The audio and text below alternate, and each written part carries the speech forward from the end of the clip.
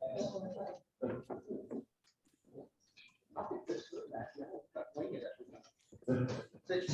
I spent a couple of minutes yesterday thinking about what to talk about. Sometimes I say a prayer, sometimes I like to give kind of an encouraging thought. I was thinking about Gail from last week and talking about the wheel and thinking about leadership in general. So what I started with, I Googled the Rotary mottos. One, to make sure I actually knew what they were. And two, just to see if it was inspired me. So just a couple of thoughts on the motto. Service above self, one profits most who serves best. And I think about those because I think, what really is the purpose of Rotary?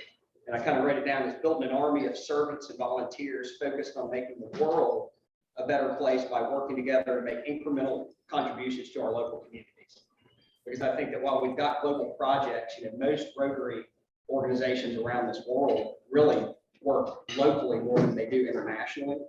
But everybody's work in whole makes this world a better place. So I was thinking about it, and I'm just asked that we reflect on these principles for a moment and think about our involvement in Rotary, our community, jobs, personal relationships, and ask if we're really living out those mottos with intent.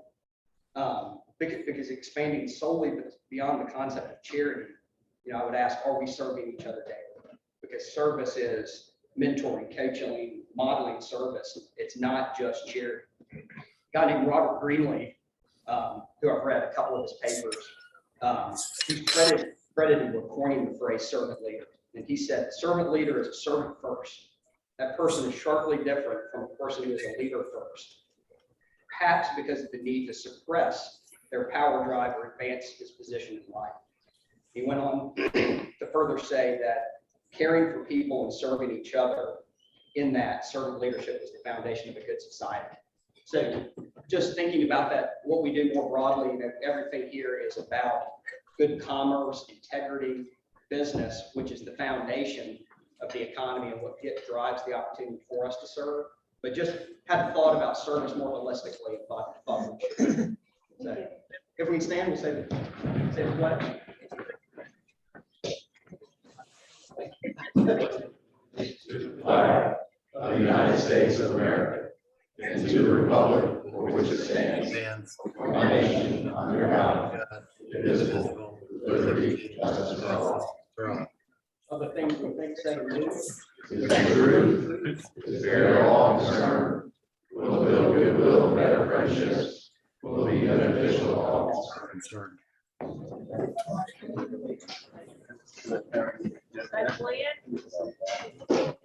I can't get this on this morning. You have our started at our report. Or Brian, get out of the buffet line. I'm sorry. So I just realized I did not catch everybody in so counting tables. And you kind of wonder what kind of super spreads or Super Bowl's gonna be. When what kind of what? Oh, super spreader. Yeah.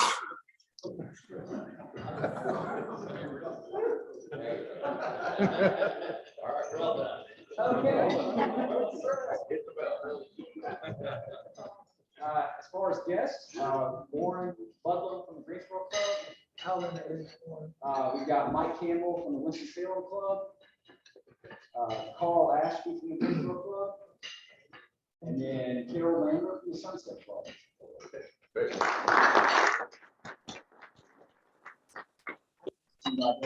I see Claudia is online. Claudia. Morning, Claudia. Hey, everybody, how are you? Great. Good morning, all our Zoomers. It's nice to see Frank too. We haven't seen you in a while. And Ross and Wayne and Dale and Buster. Rick, birthdays. Birthdays. We actually have a couple of days after birthday. Morning club. First, we got some club anniversaries. Mr. David Willard. Where is he at? It's not here. Okay.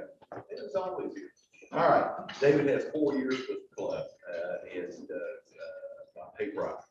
Got a couple of birthdays. Mr. Foster happens to be with us today, fresh back to the slopes of Colorado, alive, all in one piece. Yeah, just in time to celebrate the birthday. He got it on Saturday. All right, put you on the spot. You know, once you get over about 6 years old. Yeah, you do.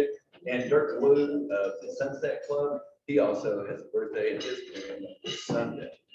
And that's our report for today. Thank you. I don't think Bobby's here. Buster? Do you want to do happy dollars? Is Bobby not there? No, Bobby's missing in action this morning. Good grief, Bobby. I've finally figured out a way to relieve myself of the happy dollar duty. Well, Happy dollars. His car probably won't start because Jill said he was having car issues this week, but he refuses to buy a new car after, I think it has 300,000 or 400,000 miles on it. Happy dollars. I just want to give a happy dollars that we have a Rotary Youth Leadership Program candidate. He was the son of a board member of Green Elections in economy childhood. He's going to be an outstanding candidate. We want to bring Wendell,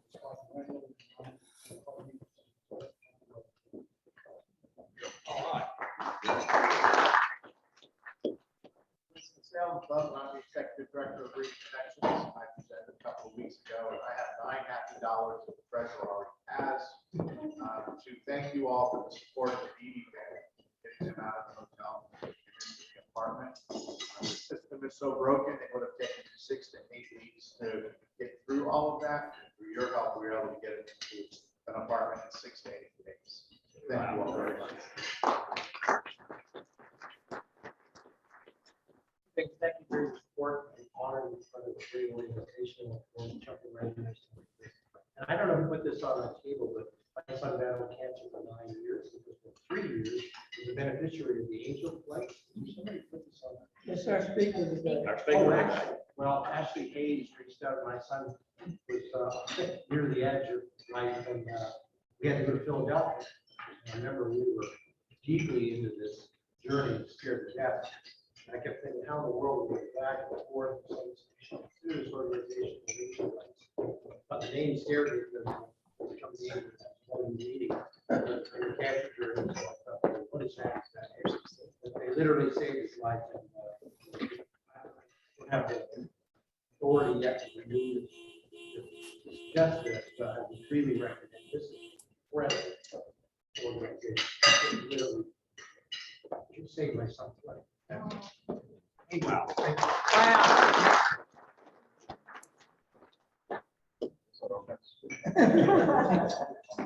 Yep. All right, this coming Saturday, during gratitude 2022. And I want to thank everybody who's been involved in any way. Can I see the hands of those who volunteered, donated, helped, told a friend, whatnot? This club has been fantastic for supporting us. We had about 30 veterans sign up in one day and had to cut it off. We got over 200. Now it's dwindled back to about 160, 170. We had to raise extra money. All of your donations have helped tremendously. We thank you so much. We're not going to turn anybody away. We've got a plan to spread them out. We'll just spread them a little thinner. That's all. But anyway, it's going to be a fantastic day, 67 degrees. If you have any questions at all, give me a call or give me a text or something. I'll try and answer, but it's going to be a fun day. We just figured out we fired over 250,000 shotgun shells down there in the last year. We got 24,000 shells on tap for Saturday. We're looking for more. If anybody has a wholesale thing, we need about another probably 3,000 shells. They're hard to buy and they cheap. But anyway, I want to thank everybody. If you have a question, please call me. I will see you down there. I'll be in a red hat, wearing riding around in a 6-wheeler, probably hauling somebody who can't walk as far as they need to go. In all likelihood, it'll be what my son is. I don't know. I'm just on board. But thank you all. Thank you very much.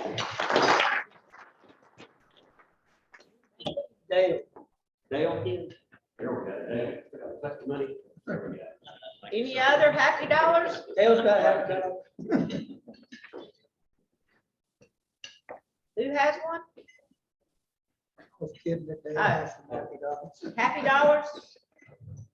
Well, I don't have any jokes. Do you have any? Hey, jokes? hey, I've got one for you. Can y'all hear me? Yeah. So I was talking to Grandpappy and he said, marriage is like a helicopter. Then he paused and thought a minute, said, I don't know anything about flying a helicopter.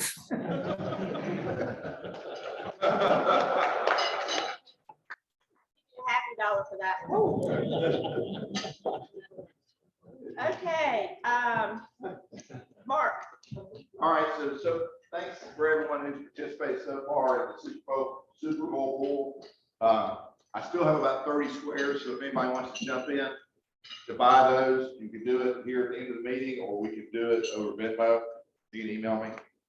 I'm planning on cutting it off probably, well, as soon as it's full, but I'll be begging if it's not full by, I don't know, noon on Sunday. But yeah, I need to sell about 30 more squares. People have asked me, so let me explain real quickly how it works. There's a grid at the top, grid at the bottom, or down the side, completely random. Right before the game, I'll fill in the numbers. I'll have my wife do it or whatever. And so the best example, the best way to explain is an example. If the Rams are leading at halftime 14-10, then the Rams 4 and the Bengals 0 will be the winning of the half. We'll do that again at the end of the game. Yeah, where they intercept. Where they intercept. Where they. Yep. So, okay, so I need about 30 more. Thank you. TG? Thank you, Lisa. I just want to remind everyone of three very important events coming up in Rotary. The first one, and it's all on your table, flyers on your table. The first one is the district conference, and that is April 29th to May 1st. That will be in Myrtle Beach. It's going to be a lot of fun. I've been to quite a few of them, and I can definitely tell you, you're not going to regret it if you go. And quite a few of us are going here, so you will have company, not only the city company, but also company of all the other Rotary clubs in the district. So again, Friday the 29th to Sunday, May 1st. That's the date. Lots of activities planned. The second event is our Gate City Party with a Purpose. That is the Kentucky Derby Party. That will be at the beautiful Wendover Resort. And Steve Scott is organizing, is the leader of the fundraising team. Again, another fun event. Put that on your calendar early and inform your spouses early because they are going to need to get their hats. And I can tell you, if you order on Amazon right now, it's about a 3-week delay. So you need to get those hats. The ladies, of course, the gentlemen can wear hats too. We welcome that. So finally, the third event is the Rotary International Conference, and that is going to be in Houston, Texas. And I think there's an email that came out and with all the information in the city of Houston. Again, that is Rotaries from all over the world. I have been to 2 Rotary International Conferences, and I absolutely love them. It's just incredible to be able to identify as Rotarians with people from all over the world. So that is a great event. They have so far, I've looked at the website, they have 10 separate activities planned. There's literally something for everyone. So please look at the email that was sent to you, register for the event and choose your activities and have fun. It's going to be a great weekend. Thank you, Lisa. Have anything to say about fundraiser or? I thank y'all for not fighting too hard this morning over these raffle tickets. I didn't feel beaten up and I'm all pretty grateful. I don't think I missed anybody in this room. I guess I did. John. Okay. Anyway, please, each of you received one $20 raffle ticket in your packets. And I know you'll have those sold probably by the end of this week and maybe next week. But turn those So drop things back into me when you can, and that's it for now.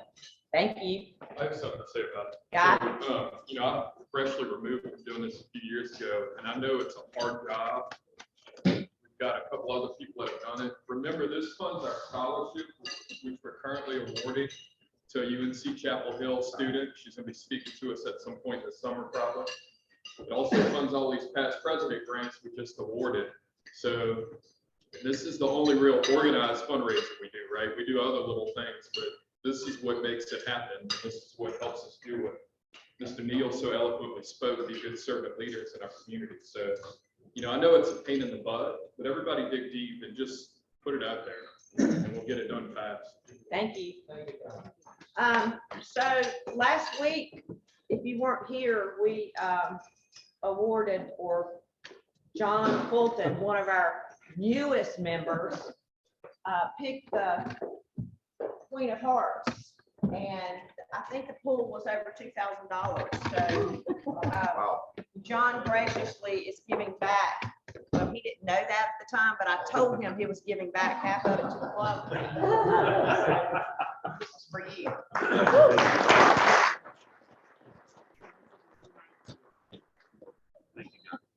You wanna buy a raffle ticket? I think the last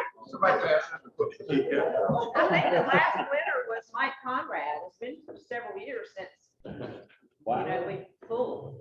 So anyway, as an effort to highlight our members in business, Rick Martin is, before we have our speaker, Rick Martin is going to share with you briefly about his business.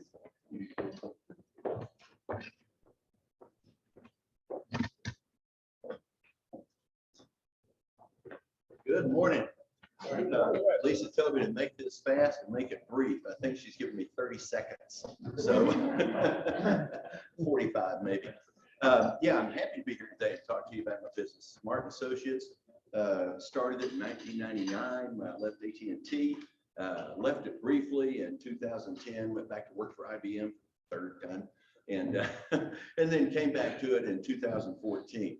What we do at Martin Associates is primarily based around communications consultants, and specifically mean data and network communications and voice communications. So what that gets down to is primarily I help businesses find the best internet solutions, or I'll help a business find a good telephone system to meet their particular needs. I worked with Dale at his accounting firm, and we got them set up on a telephone system, new internet access. And I think what surprises a lot of people is how an independent person can come in and drive such a better deal than what they could do on their own. And it's not that I'm necessarily a better negotiator than they. No, it's just that I can do what a business can't do because I'm independent from the outside, and I have some knowledge about the industry. I got started in this business first time I left IBM in 1980, so I didn't know I was that old. Anyway, long time, over 40 years in this industry, and picked up a little bit about it. AT&T was a wonderful experience. I was a major account rep there for like RJR and some of the bigger accounts of network services, and learned a lot about network and primarily how these things are negotiated. So every carrier works a little bit different than what the others do, and they all have their hot buttons, and at any one particular time, they will be competing with somebody else in a big way. And so it's great to have that knowledge base to know who to bring together and to drive the best prices. Now, the accounting folks love what I do because invariably I come in and I drive their costs down, and they love me for that. But what I do best though for the organization is to increase the performance for their internet access and also the level of service that they get from a carrier. So I negotiate those things and build it into the agreement. And most folks just simply don't know to even try to ask for those kind of things. In regard to helping a company replace their telephone system, that seems like a pretty straightforward thing. You know, you call a couple of people, get a couple of quotes, see who you like, get the best price, bam, you're in business again. Or what you hear a lot of is, well, we just let our IT department do that because now the telephones run off of the land, the local area network there. And probably neither one of those are very good approaches. And I'll tell you why. If you, the older days, you know, what would it be to get a proposal on a new telephone system? Well, you'd get one from AT&T, and then you'd call a couple of, maybe the Bell company there, since they compete with them, and then maybe some vendor that sells telephone equipment. You'll take a peek at those and kind of sort out the best pricing and what you look for in the system and make a choice. Today, before I came over this morning, I thought, you know, I just wonder, as most people would start off and say, yeah, this phone system's about dead over here. We've got trouble with it now, spending too much money just maintaining it, keeping it going. Probably time to replace it. And so if you look in the internet and say telephone system, Greensboro, today it popped up 30 best telephone companies in Greensboro. And I thought, holy cow. You know, I usually joke with a client, I'll say, you know, where do you start? You know, you can look in a phone book or whatever, and there's probably 15 or 20 different choices there for you. How do you know who's who? How do you know who's really right for your business? Probably don't. So I thought it was interesting today. I popped that up, the 30 best, and I scrolled down there and I didn't do an extensive look, but what was not on there, probably one of my favorite vendors here in town, and they weren't even listed. And they're top notch, been around forever. And then I look on there and I see some and I think, I know those guys and some others. Who is this? What do they do? And why and how can they call themselves a telecom company? Well, a lot of them do data services. And because you can plug a telephone into the local area network, they become telecommunications vendors. So there's just a lot to sort through, and there's a lot to try to determine, gee, who is right that I should even consider. And then it gets down, what's right for your business? For example, I took a look with Bobby's not here today, Bobby Richardson. They are very self-sufficient out there. He has a guy that works for him, and they literally maintain their own telecom system. That's rare. If I was recommending a system for them, they like hands-on. I would go with a system that allows you to manage all that on your own and let them be independent like they want to be. Most offices are more like Dale's office over here. They don't want to be telecom experts. They just want the things to work. And when they have a change and they need to move something or like that, they just want to call somebody and say, do it.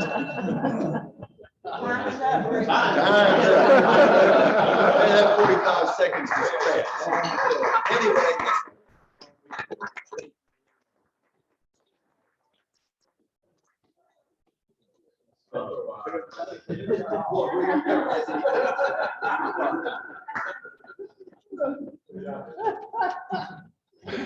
Rick always calls Bobby Richardson. That's my brother. It's Christensen. Anyway, so this morning I get a pleasure to introduce Lauren Ludlam. We're like one of those small world friends. Our daughters were in preschool together, and then life happened. They went to different schools. And I can't believe they're in college and graduated from college. And I didn't see Warren for a long time. We used to go camping and fishing and stuff, and we just kind of went our separate ways. And then I run into him at Pigstock a few years ago. And I said, I didn't know you were in Rotary. He said, yeah, I'm in Rotary. So we kind of rekindled our friendship. I started seeing him a lot around Gate City. So I think we're recruiting him a little bit from Greensboro. But Warren's real passionate about Angel Flight, and the flyers are on your table. They do wonderful work for veterans and chronically ill patients and organ donors and stuff. And he's going to talk about that. Greensboro has a plan where they pay all the fuel costs. And so it doesn't cost them anything. And so looking forward to hearing Warren this morning. Thank you for coming.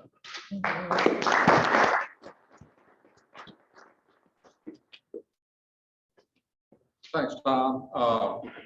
Let me tell you a little bit about the Angel Flight organization. It's a national organization of about 4,000 pilots with planes who volunteer their time and their aircraft to fly chronically ill children, adults, and military veterans who need to get to their specialized medical appointments. It's about a 40-year-old organization. So we've been around a long time, and what we do is we do this at no cost at all to the patients. They will never get a bill from us at all. It's purely voluntary, and it's on an unlimited basis. As many times as somebody needs to have us fly them, we'll do it.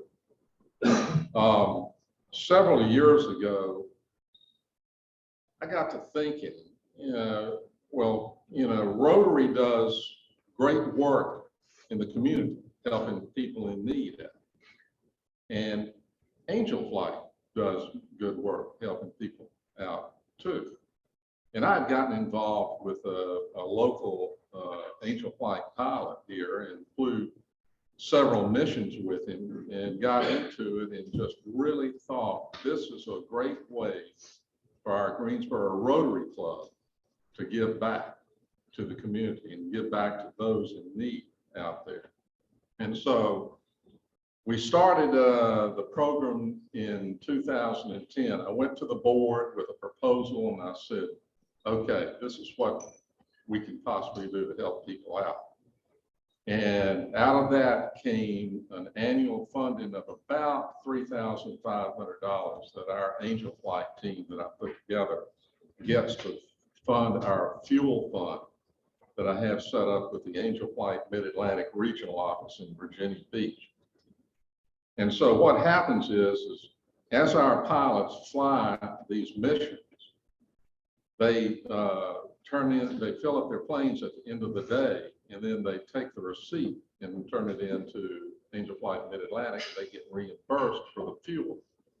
That usually runs about $225 for a round trip mission to be flown. That normally would have to be paid by the pilot out of his or her own pocket. Plus, they cover the expenses of their hangar space, maintenance on their plane, all that kind of stuff like that. So it's purely voluntary. Well, the board agreed to do the fuel fund reimbursement program with us, and we've been going since 2010.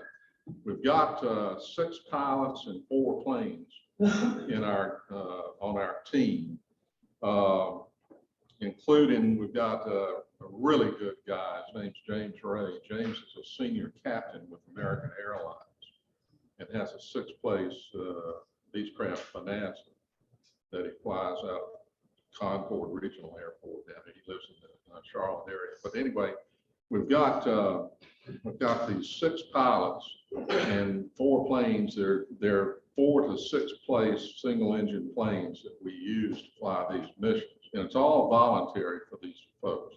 And so depending on what their schedules are, they will then pick up missions as they come available through Angel Flight Mid-Atlantic.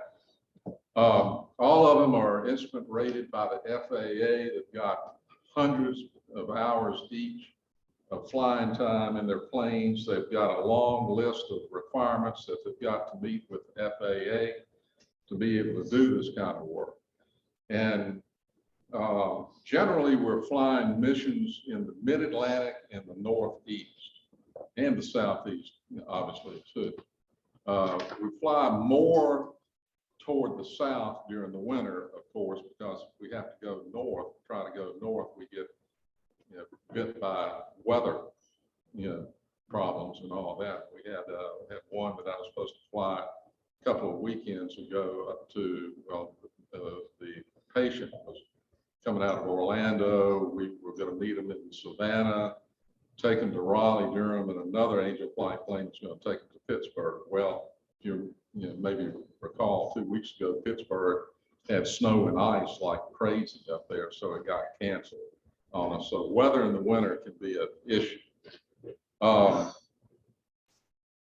Greensboro Rotary Foundation is the one that provides the funding for our fuel fund. And it really saves a lot of money for our pilots. They can fly more people and help them. And it just makes a real big difference to have that opportunity. Angel Flight is a 501c3. Greensboro Rotary is a 501c3. So there are tax, implications there that help both parties. Who do we fly? We've flown patients dealing with, like you were telling us about your situation with your son. We fly all sorts of people who need help. We fly breast cancer patients going to Memorial Sloan Kettering Cancer Center in New York City. Some are going down to Atlanta Cancer Treatment Center down there. Kidney donors and recipients. We had a really interesting situation back, it was about 2 years ago, where a little girl, 2 years old, had been born at Wake Forest Baptist in Winston-Salem with a kidney disease, a genetic kidney problem, and she needed a new kidney. She had not been out of the hospital since her birth, and she was then 2 years old. And by hook and by crook, a 40-year-old woman in New York State heard about it and wanted to donate a kidney to her. And so we went up there and picked her up and flew her down into Smith Reynolds Airport in Winston-Salem, and then Wake Forest picked her up and took her to the hospital, and they were in surgery the next morning. How they put a full adult kidney in a 2-year-old is absolutely beyond me. I don't know if any of you guys are medically oriented, but that was just an incredible, opportunity for us to help that little two-year-old girl. We also help patients with sickle cell anemia, eye cancer and other ophthalmological issues, brain tumors and lesions, brain cancer, spinal cancer, prostate cancer. We've been flying a double lung transplant patient from down around Gastonia to up to the UNC Lineberger, well, not UNC Lineberger, but up to UNC Hospital there for treatment. Prosthetic patients who we fly, down to the Shriners Hospital for Children in Greenville. They've got a very famous pediatric orthopedic specialty center down there. We fly patients going to the National Institutes of Health in Bethesda, Maryland, who have rare medical conditions. Cancer patients going to the Duke Comprehensive Cancer Center. UNC Lineberger Cancer Center. One of the most interesting ones that we flew was about 3-4 years ago. A gentleman by the name of Richard Norris down in Southwest Virginia. Richard, when he was young, when he was in his early 20s, was in a shotgun accident. Blew the right side of his face off. And he was a recluse for many years, living with his parents in their home there at Galax, Virginia. And anyway, Richard eventually through Wake Forest, where he'd been seen and treated and kind of brought back to where he became just a recluse. He said his face was all torn up and all that. They put him in contact with the University of Maryland Shock Trauma Center in Baltimore. And they were working on a plan to do face transplants for soldiers returning from the battlefield who had gotten shot in the face and torn up. And so anyway, they were working with the US Navy on that. And so they were putting together this program and, face transplant, program. And Richard, over several years, Angel Flight flew Richard back and forth between Galax and Baltimore until the surgery was ready. He was picked. He finally was narrowed down to the one that they selected to get a new face. And they had a donor. The donor had been in a car accident, was basically brain dead, but body was still operating. They were waiting for the donor to pass away. In the meantime, they got the an operatory, a special dual operatory, 2 operating rooms right next to each other with a hallway connecting between. And as you can imagine, it had to be a very time-sensitive situation where they took Richard's face off at the same time they were taking the donor's face off. And then they just had a matter of minutes to get it over, and they started the transplant procedure. Richard was in surgery for 36 hours straight as this team of 120 or so plastic surgeons and other surgeon specialists and nurses and all the anesthesiologists and all that. The interesting thing in this story is Richard went from having a torn up face to going through the transplant thing. And about 2 years, 3 years later, he was selected to be the cover story on GQ magazine. I mean, the guy is the most handsome guy you've ever seen in your life today. Lives in New Orleans, he's a motivational speaker going around the country. And Richard is, he just, he has told us when we flew him some between, Galax and Baltimore, our Angel Flight, Greensboro Angel Flight team, he told us one day at lunch, he said, he said, the Angel Flight organization is who I owe so much to for flying me back and forth between Galax and Baltimore, which normally takes 11 hours, I think he said, each way. And he was having to go back and forth on, get it evaluated, and then post-surgery treatment, all that kind of stuff like that. But he told us, he said, the Angel Flight organization means so much to me that my goal is to get my private pilot's license, build up my hours, and start flying for Angel Flight to get back to what you folks have done for me. So anyway, Richard, just an incredible story. NBC did a special, an hour special on him. It was such an incredible, he was the world's first maxillofacial full face transplant patient. Just incredible what he looks like today. And I mean, just the most handsome guy you'd ever see. Some of the other groups we fly for, Children's Cancer Partners of the Carolinas down in Spartanburg. We fly, their kids to treatment centers in the Carolinas. Children seen by specialists at places like Children's Hospital of Philadelphia. I assume that's where you went. Boston Children's Hospital. We fly kids to the Children's Hospital of Pittsburgh. Shriners Hospital of Children, I mentioned in Greenville, the orthopedic specialty down there. But folks, I'm telling you what, the true little heroes who we fly are the burn survivor kids. And it is just absolutely incredible when we fly them up to it's a world famous pediatric burn center at the Shriners Hospital for Children in Cincinnati.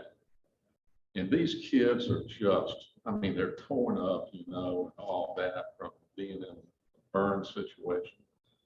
They got the best attitudes. I mean, it's just like,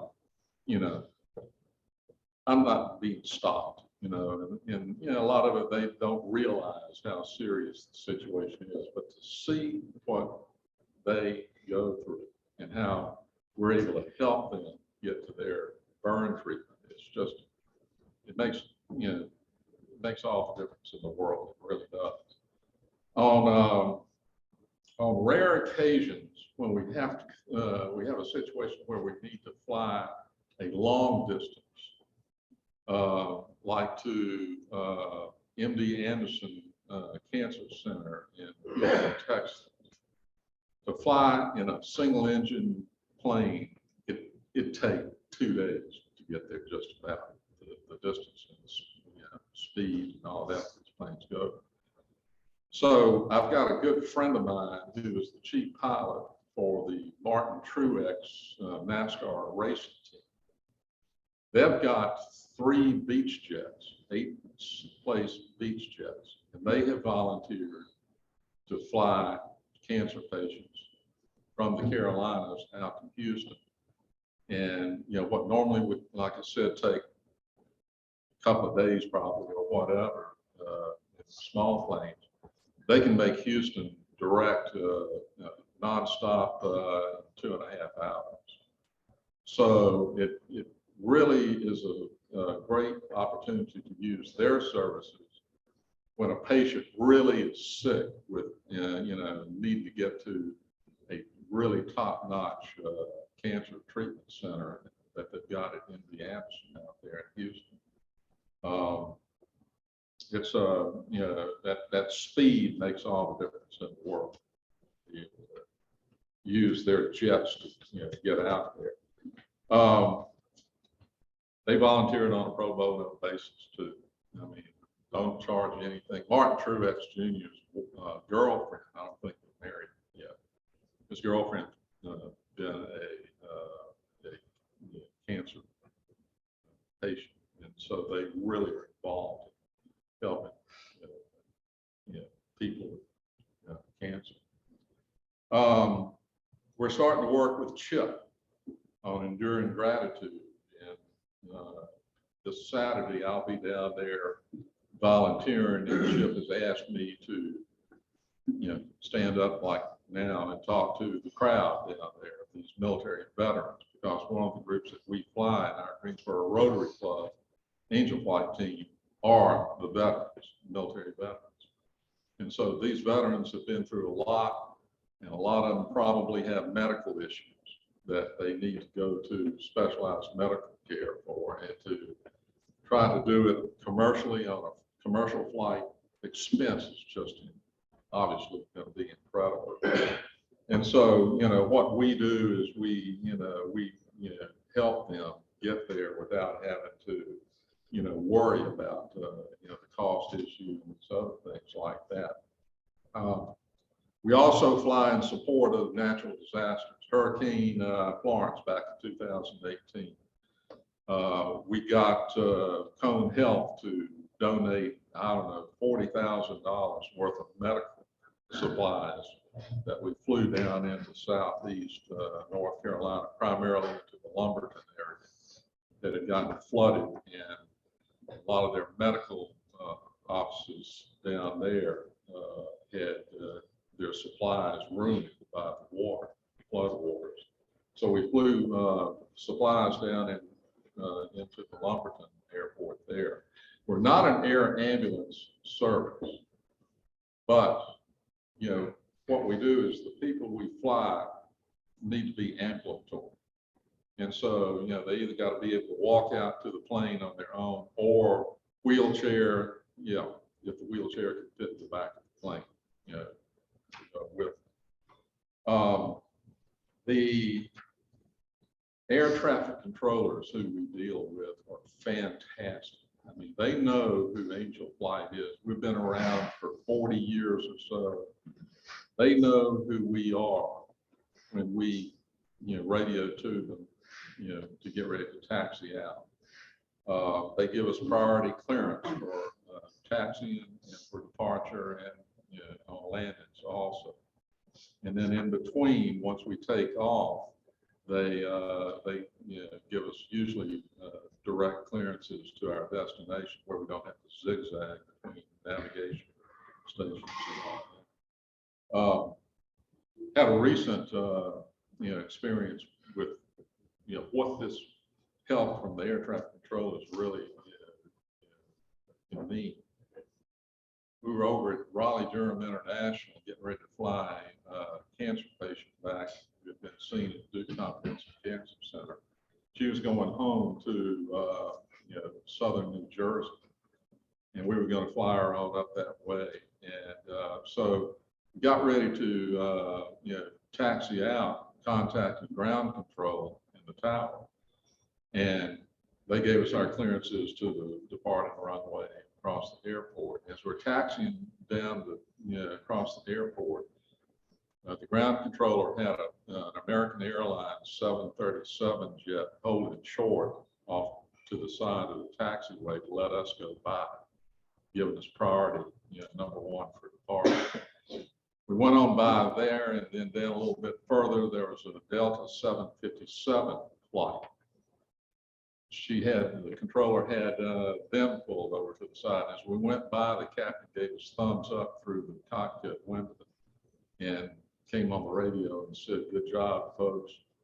I fly for Angel Flight on my days off."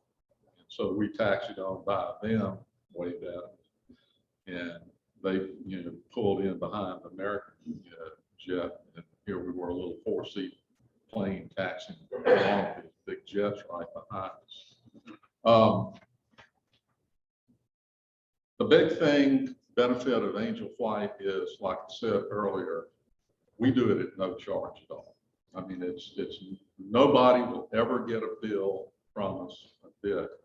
It's the ease of getting to the medical care destination that is the big mission that we have.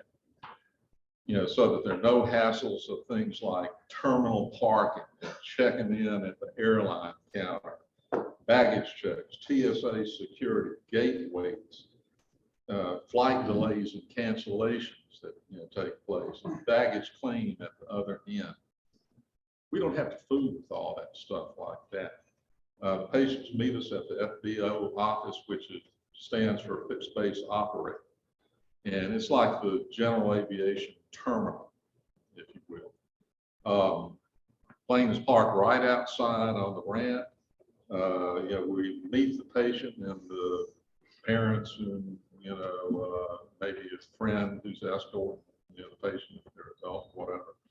And we all walk out, load the bags on, climb on board, and crank up, and off we go for the adventure of flying nonstop, to wherever we need to go. Sometimes the flights are so long that we have to coordinate it, with other Angel Flight planes. So it's kind of like a connected flight situation, like I explained a while ago, Orlando to Savannah, Savannah to Raleigh, Durham to Pittsburgh, that all got canceled, a few hours before because of weather in Pittsburgh.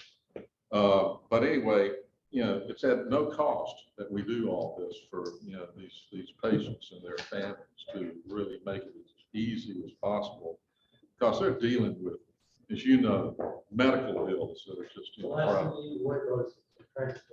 absolutely. I know you're out of time, but I just want to say, God bless you for this. Those folks are truly good. Well, thank you. And because I'll just pick up on Christmas, but he started with the message of service. You folks have helped lives, improved lives, changed lives. This saves. Thank you. Thank you so much for saying that. Yeah. One of the things that I want to do is to let you guys know, anybody you hear who needs help, put them in contact with me. And, we're happy at the Greensboro Rotary Club Angel Flight team to fly that. No cost at all of that. So if you know anybody, we're ready to help them. Just let us know.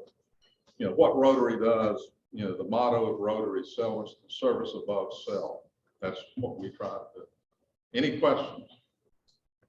On average, since your case specific, how does the patient get from the airport to treatment center? Get to meet us? No, from when you drop. Oh, from the airport to wherever they're going? Yes. Usually the medical centers, will have a van. Tom said it's an ambulance. Yeah, ambulance. Multiple times with the sun being blocked, or the pilot is landing, to pick up on that call ahead. The tower will get an Uber with often the hospital's covered, if they do for us, or taxi. Shriners Hospital for Children usually has a van. Yeah, they said At their local facility, they'll just come meet us at the airport and pick up the kids and the parents and then take them. I want to just say, I will never forget you reaching out to me. I had a friend who was very ill, and unfortunately she didn't end up needing your service, but I will never forget you reaching out to me, offering it. Thank Yeah. you. very comforting to me. It's pretty amazing. Any other questions?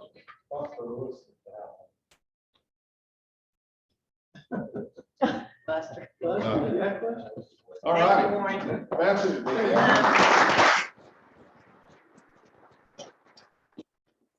Tom gave me one task to complete this week and I failed. I was supposed to buy debit cards. So whoever pulls, you can pull next week.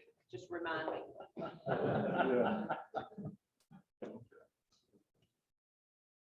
273, 5273. Right in the middle. I had it surrounded. Okay. You can pull next week or we'll pull for you. I'll pull next week. I have no cards. Folks, I'll stick around if you got any questions.